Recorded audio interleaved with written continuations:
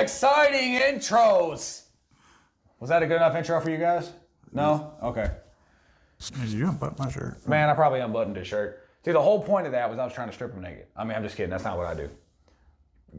Keep your shirt on. No. Keep your shirt on. Okay. Listen, keep your shirt on. Keep your shirt off? Okay. No, you're good. You can keep it on. Hey, guys, I'm going to go ahead and jump into it now. We're going to be doing an EA Bro Smacktalk because EA is probably the most garbage company on the planet. They were voted the worst company in the world 3 years running. That I didn't know.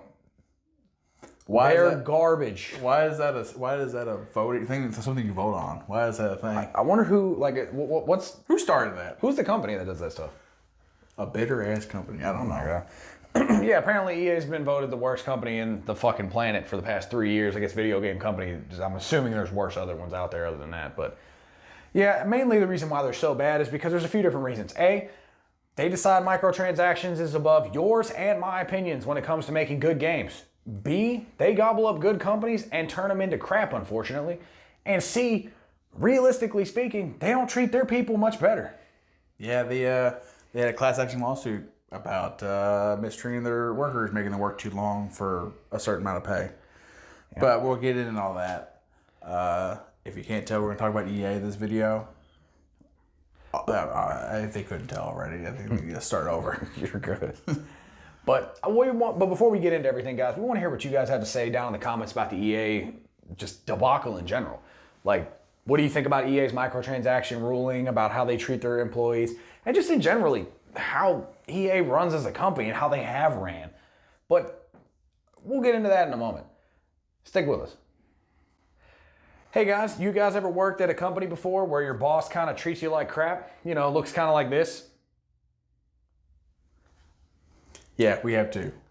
I think everybody has. But EA actually got sued for it. It was that bad. They were making their employees work extra hours and they were not allowed to leave for any reason. Family emergencies, you got to pick your kids up from daycare, nothing. You're stuck or you get fired. Could you imagine being at work and your kid calls you from school and being like, hey, mom, dad, whomever, I've got a serious issue for XYZ reasons. I broke my leg, I did this, or I did that. And you're like, hey, I gotta go. My kid broke his leg. I gotta be there at the hospital. And your employer says, if you leave, you're fired. So then it's the choice between your kid's welfare or your kid's potential future of getting to be able to eat. And most people who work in that place are usually like developers and they like, it's their dream to work at a company like that. And they get shit on for no reason. So that's a big problem, I think. Absolutely. I mean, the thing is that as much as everyone wants to talk about EA has problems with microtransactions and being money grubby and this and that, the real issue comes down to, before we think about anything else, is the people who actually work for EA. Mm-hmm. The people for EA that actually work there, that is supposed to be making the company great, are being mistreated every single day. And the problem is, it's widespread knowledge. People know about it, but nothing's really being done about it. And EA really, hasn't really cared too much, hence the reason that they have the class action lawsuit in the first place.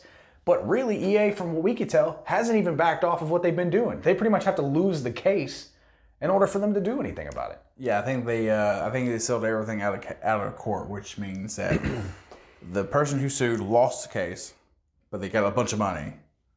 But I bet they lost their job too. I mean, I'd guarantee it. They settled out of court, so terms or whatever at that point. Mm-hmm. The fact of the matter is, though, before we can think about anything else, it's just awful to think about how EA treats their own people. And the problem is that we see that trickling down the system whenever we get games that are just downright not good. You'll pay $60 for a game you think is going to be good, and honestly, the people who are developing the games don't even like it. They don't like to create it, and you can feel that in their work. Mm-hmm. There's great companies out there like BioWare that has made beautiful, masterful games. And then now we've got games like Andromeda where it's just a mess. And Anthem. And of course, from a consumer standpoint, I am, of course, being biased, where I'm talking more about what I'm going to get out of this rather than what the actual people are going to get out of it. I feel bad for them, but if you want my honest opinion, boycotting EA probably is the best thing we could do. But honestly, I feel like the people who work on those games, I feel like they hate it. They have to. Because you don't go into that career field like, I'm going to make a shitty game. No one does that. So, I mean, the employees themselves, they go into this job thinking okay, we're going to publish this great game, we're going to develop this great game, and then all of a sudden you got to tell your developer, hey, you need to have this game done in a month. And it happens. I mean, it happened with Anthem, it happened with Andromeda. Andromeda wasn't nearly done when it was released. And that's another bullet point too, is that not only do they mistreat them on, not even a personal level like that, but a lot of times they have taken developers and they have constricted how long they have to make a game. And then they're punishing the companies whenever the companies that are in, the little mini companies that are absorbed by EA, like BioWare, for instance, whenever they can't produce a good game, they're being punished. Yeah, they get diminished sales. They don't get the EA support that, say, DICE gets when they come out with a Battlefield game because they always sell well. I mean, God, the Star Wars Battlefront 2 debacle, that was awful. Well, that blew up in everyone's face because it ended up being a big thing all the way around, not only to a consumer standpoint, but on a governmental standpoint as well, because that ended up becoming, that was honestly what kind of started the whole gambling in video games thing with the loot boxes. Yeah, our loot boxes illegal. Right. And you guys probably know all about that at this point. But what I will say is that my problem is that when you think about the deadlines in general, imagine how much better we would have games coming out and how much happier the people working for EA would be if they didn't feel stressed by trying to get hundreds and hundreds and hundreds of hours condensed into like a 50-hour time limit. Mm-hmm. Imagine if you have to do your entire work day of 8 hours in like 3 hours. You have to do it all in 3 hours. You get paid to be there. Or you get punished for it. Yeah, or you get punished for it, and then you end up possibly losing your job, losing your livelihood, and then you end up, homeless, and your kids, can't eat. It's just awful to think about the way that EA kind of does everything. Yeah, so let's take it back and talk about Anthem. Is that the game did so bad, they're rebooting the series. On the first game of the series, they're rebooting it all. Mm-hmm. The flying mechanic was developed early on. EA decided to take it out. The last month or two, EA put it back in. That's why it doesn't work very well. Yep. Stuff like that. That really puts a chokehold on these developers. They want to make great games, but they can't because you have this crazy publisher who's like, we have to make this much money in this many months with this game. You get it done. EA definitely feels like an abusive father in this type of situation. But I think that's enough of us stressing about how EA treats their employees because trust me, there's a lot more that they failed at. In fact, stick with us. We'll let you know about the bullet point on number 2. But yeah, so right now we're going to talk a little bit more about the microtransactions. So as well as you are aware and as I am aware and pretty much everyone's aware, EA loves to absolutely, excuse my language, whore out their games. There are a few games you actually come out with a year. Right. Realistically speaking, if you think about it, they have a bad habit of making story games into cash grabs. So, for instance, if we look at Dragon Age Inquisition, Dragon Age Inquisition has a multiplayer that is basically just dungeons over and over and over again. There's no real interesting... No story. There's no real interesting anything to it. Like, there is a little bit of story in the dungeons, but honestly, it's just mindless dungeon crawls back to back to back to back, and you have to grind your butt off to even unlock one of the characters that have different abilities. And then you have to try and grind to get other abilities unlocked for them. Or you can buy their loot boxes that'll get you materials, and their materials will get you in there faster to get those characters as soon as possible. And honestly, you'll try to get a new character, you may dump 80 hours into getting a character before you do anything. Yeah, that's excessive for sure. Tone it back a little bit, but yeah, and they'll take a single player game like that, which shouldn't really have microtransactions, and they find a way to put microtransactions into it. So what they do is they'll come out with a game that is, let's be fair, mediocre, and they'll slap a bunch of microtransactions on it, and they'll keep it afloat until the next year when they come out with the next installment or the next series or whatever they do. Well, let's not forget about the Sims games either. The Sims games have a bad habit of not really having microtransactions, but having an absolutely ridiculous amount of DLC that's being sold for an absolutely ridiculous amount. So they'll have like clothing DLCs where you won't really get much out of it. You'll get like A few new shirts, a few new pants. You'll get like a wardrobe essentially, but it's like, oh yeah, that DLC's $11. And I really feel like a cosmetic DLC like that is not worth $11. I feel like it's not even really worth $5.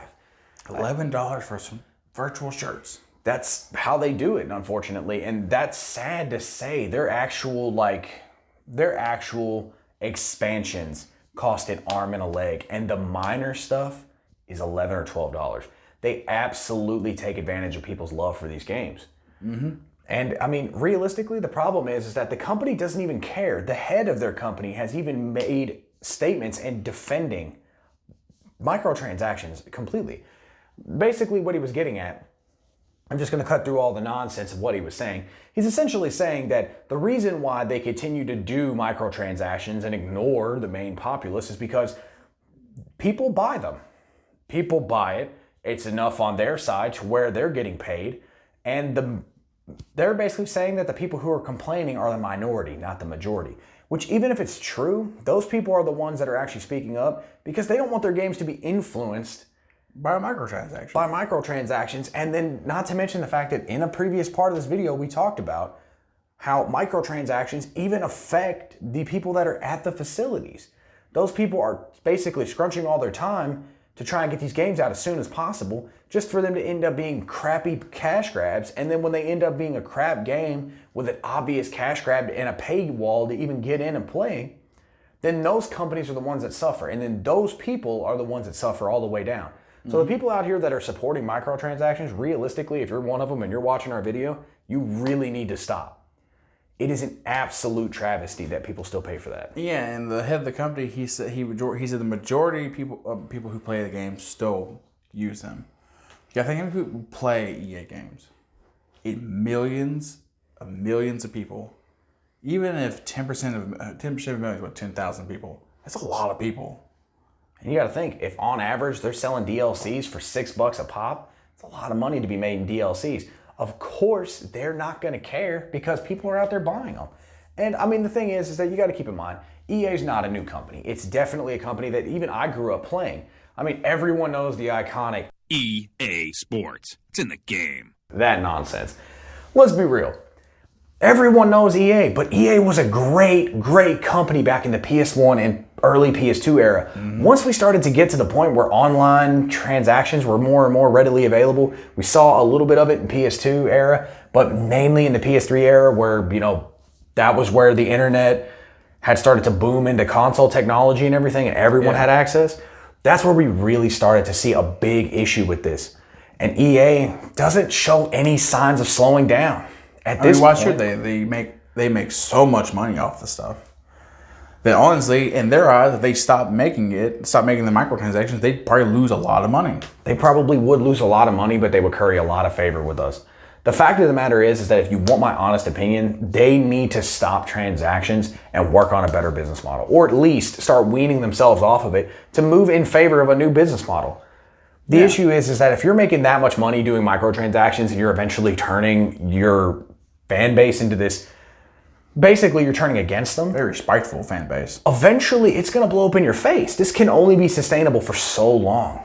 I mean, honestly, they could take all that money and effort they do for microtransactions and then, say, publish or develop a new game.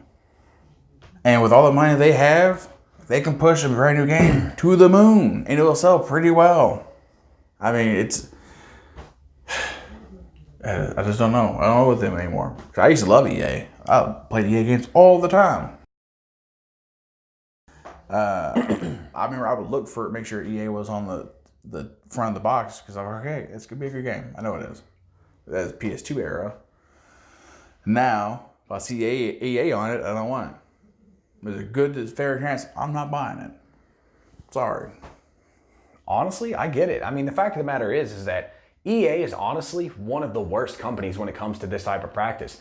I mean, realistically, everyone's aware of it. That Star Wars game that came out, what was it, Battlefront 2? Battlefront 2.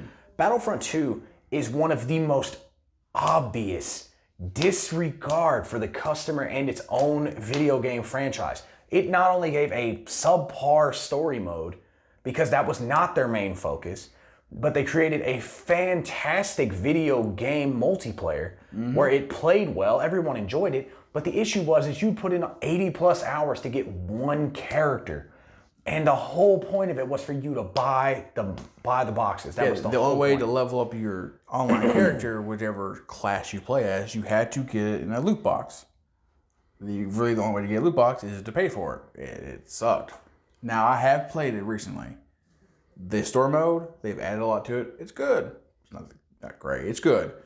Online, they completely get rid of, there's no more microtransactions at all. You can buy the loot boxes. You don't need them. They're all cosmetic now.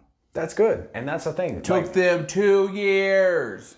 The fact of the matter is, though, is that still doesn't stop the damage. It's already been done because they pretty much got caught red-handed. The player base, when it first came out on day one, I played the beta, and there were millions of people who played the beta. Day one, millions of people. Now, 500,000, I think, is the active player count right now. It's not a lot. Yeah, it's really not. And I mean, the fact of the matter is that blew up in their face, and all they tried to do was rectify it and fix it over time, which, you can't expect much else out of a company from that. Mm-hmm. But the problem is all they did was said, oh man, this pot's about to boil over, let's take it off the burner. And then leave all the other pots about to boil over, but that's fine because it hasn't boiled over yet. Yeah. That's essentially what they've done with all of their situations. At least, whenever Overwatch came out and the whole loot box situation came out, it was all cosmetic. It didn't affect the game in the slightest. Yeah, I mean, that's the only thing I think the loot box is okay with. If it's all cosmetic, nothing to do with the gameplay at all. EA ended up in hot water over that stuff anyways because those loot boxes ended up becoming such a big issue that it even rose, and it honestly gave negative PR to the video gaming industry as a whole by basically bringing it to the attention of governments, not only in the United States government, but other countries were all considering banning the games and a lot of other games because of loot boxes, because they consider it to be a form of gambling. Yeah, there's a few countries in Europe that banned loot boxes because it was online gambling, and nothing's really came of it, but the government made an official statement that, hey, we're thinking about not letting you guys play this game at all in our country. That's how bad they fucked up with one game. One game. About to get the ban hammer on countries, man. Come on, EA. Get your shit together. Put it all in a backpack. Pack it up. Take it to the shit store. Get your shit together.